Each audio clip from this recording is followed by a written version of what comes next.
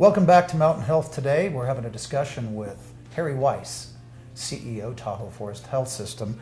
Harry, before we cut to break, you had mentioned clinical trials in our discussion of cancer care.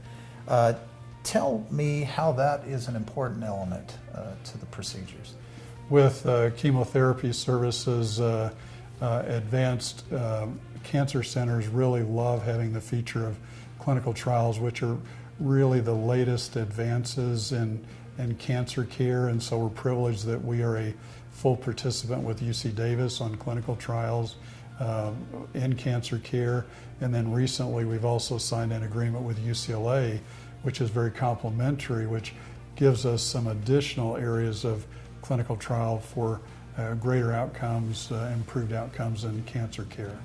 And the Cancer Center, the Gene Upshaw Memorial Tahoe Forest Cancer Center, it really provides service to a much broader area than just the immediate district, which would be eastern Nevada County, eastern Placer County. Absolutely. Folks are actually traveling for care at Tahoe Forest. At least 35% of our patients come from outside the large multi-zip code region of Tahoe Forest Health System. And it really exemplifies that they're seeing great value within the Truckee area for cancer care in a regional basis. It's, I think, important to point out also the model for rural healthcare delivery that's kind of been built by Dr. Heifetz. Absolutely.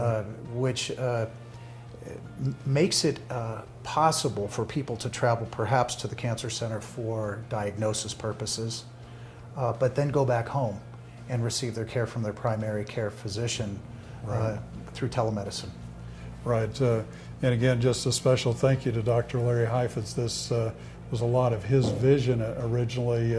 Very experienced physician from Cedars-Sinai came and really authored with community support and others a great cancer program, and not only accommodations so people can stay here who might need to be here, arrangements for that, but then also the telemedicine feature that you shared so that they can get care in their local community, where our physicians actively engage with a local community physician so the patient can get great care in their home without always traveling to Truckee. Because prior to that, that would be their option if they were living Right. up in Plumas County to the north, Right. or Modoc. It would be the Bay Area or the Sacramento region. Absolutely. They virtually have to move. Right. Harry, let's go back a moment here. We were talking about obstetrics a little earlier, and the Joseph Family Center for Women and Newborn Care, which is the new facility, Yes. honoring the Joseph family and their philanthropy back in the early 50s, donation of land. It's an award-winning service at Tahoe Forest. It is, and that's our thank you back to the community. Well, I'd like to read it. Here we have, you're a two-time Women's Choice Award recipient for America's Best Hospital Obstetrics. How rare is that?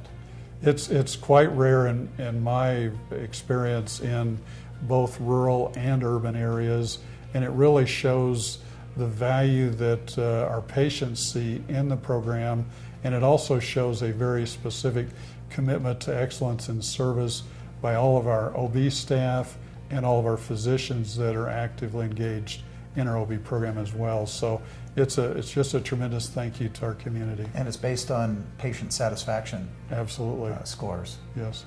I think that says a great deal. I know they're enthusiastic, and when babies come, they come, whether it's a blizzard outside, whether it's the middle of the night. You have a very dedicated staff. Absolutely, and even for visitors that are coming through, so it isn't just locals, but we have many visitors that come through and love to have a little one, not always anticipated as well. So yeah, a surprise.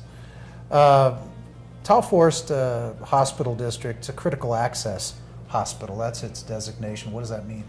As a critical access hospital in America, this means that your licensed acute care beds cannot be more than 25 beds, but we also have roughly 36 skilled nursing beds as well. And the important feature for that is to really preserve healthcare in a rural community, to provide cost-based reimbursement for Medicare and Medicaid too in most states. With California, it's Medicare. It doesn't overlay to Medicaid as well. So it's really an opportunity for efficient, smaller hospitals to have a sustainable chance going forward in a rural marketplace. And does it appear to you as we look in the future, and I know there's a lot of change out there, Sure. that the status of critical access hospitals will remain, or do you think that might be tinkered with?